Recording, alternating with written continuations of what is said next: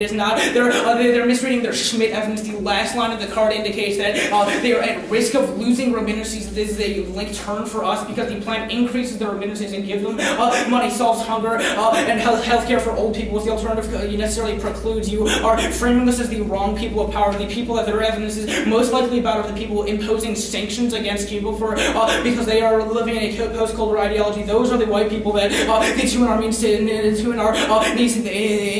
the 1AC. We will concede the 1AC is a static speech, but it does not mean that the rest of the debate is not fluid or poverty add-on is not intrinsically answered. There's no reason that there's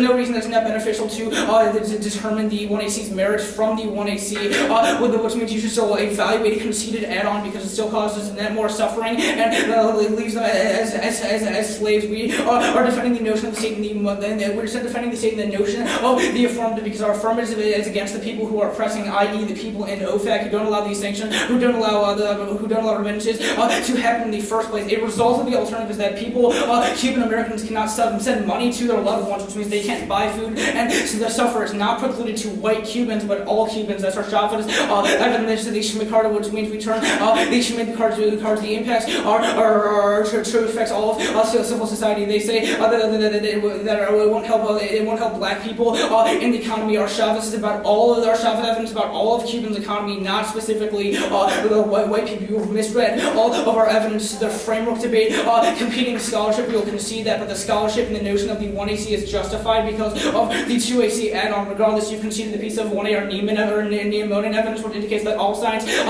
social science, is anti-black, which means their centralization of our notions and utilization of the state are irrelevant because it's not an anti-black policy, but rather deteriorates that structurally, which the alternative is precluded to doing, which is our mindset shift is that institutions are uniquely key. You can see the white evidence indicates that it shapes the way people view the world, which means since the alternative cannot structurally change the way that people view Cubans, that it will never be able to change the mindset, which causes error replication, which causes error replication. The fiat double bind argument is resolved by role playing, even if we don't have their hands on the levers of power. Current congressmen do. Our literature checks this, and it's proven that it's an issue in Congress. Not a reason to vote us on presumption. There's no tune on our impact. Regardless, role playing is good. Teaches us policy. Teaches us policy, education, and to deal with real world problems. Their alternative precludes and destroys any of the net beneficial parts of debate.